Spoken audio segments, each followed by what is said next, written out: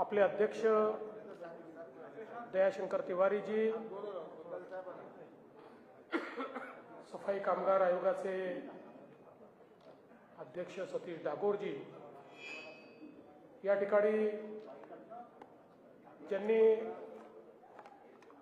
दल बल सहित अखिल भारतीय सफाई मजदूर काँग्रेस ही आता भाजपमय केली, ते परमारजी, या ठिकाणी उपस्थित आमचे सर्व वाल्मिकी सुदर्शन समाजाचे ज्येष्ठ नेते मंडळी आणि उपस्थित भगिनी आणि बंधूंनो,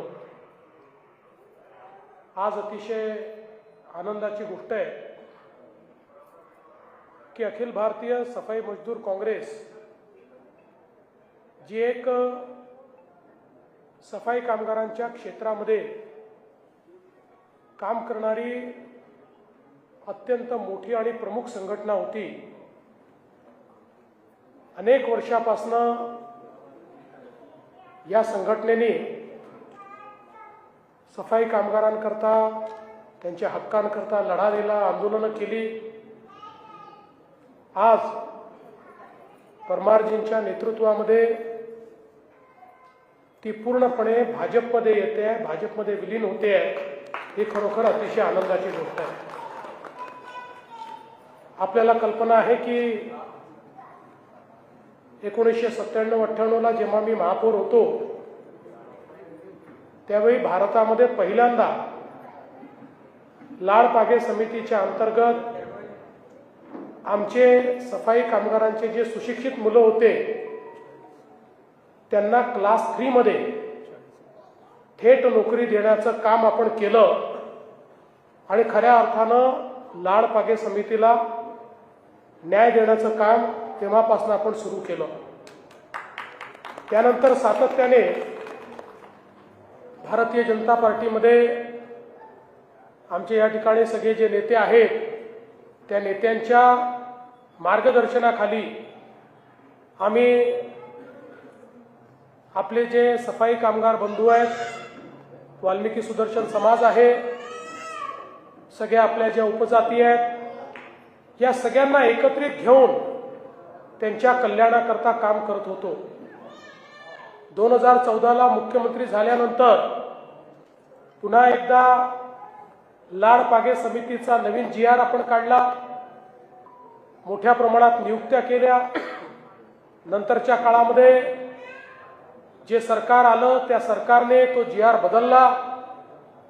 पुन्हा 22ला सरकार आल्यानंतर मी स्वतः पाठपुरावा करून लाडपागे समितीचा GR काढून घेतला.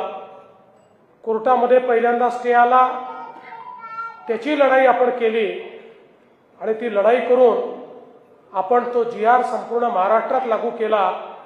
आणि मला आनंद आहे की नागपूरमध्ये तर आमच्या 400 सफाई कर्मचाऱ्यांना या लाडपागेच्या GRचा फायदा होऊन त्या ठिकाणी जे आमचे ऐवजदार होते ते ऐवजदार देखील 4,407 आमच्या ऐवजदारांना त्या ठिकाणी महानगरपालिकेमध्ये त्यांचा समावेश करण्याचं काम हे आपल्या सरकारच्या माध्यमातून झालं.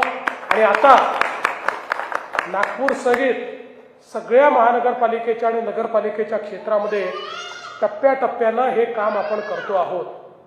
त्यामुळे एकूणच आमच्या सफाई कामगारांच्या हक्काकरता सातत्याने लढणारा पक्ष म्हणजे भारतीय जनता पक्ष आहे, हे आम्ही दाखवून दिलेलं आहे.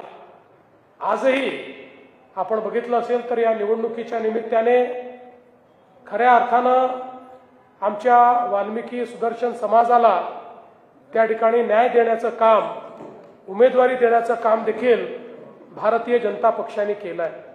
इतर अनेक पक्षांना केवळ मतं हवी आहेत, पण या समाजाला न्याय द्यायचा नाही आहे. पण आम्ही सातत्याने तो न्याय द्यायचा प्रयत्न करतो. आणि मला असं वाटतं की या आमच्या प्रामाणिक प्रयत्नांमुळेच परमारजींनी आणि अखिल भारतीय सफाई मजदूर काँग्रेसने हा निर्णय केला की ही सगळी मोठी संघटना भाजपच्या झेंड्याखाली आणायची. आणि आज त्यांनी ती भाजपच्या झेंड्याखाली आणलेली आहे. मी त्यांना आश्वस्त नाही, हे तर आमचेच आहेत ना, अजय हातीबेड सगळे आमचेच लोक आहेत.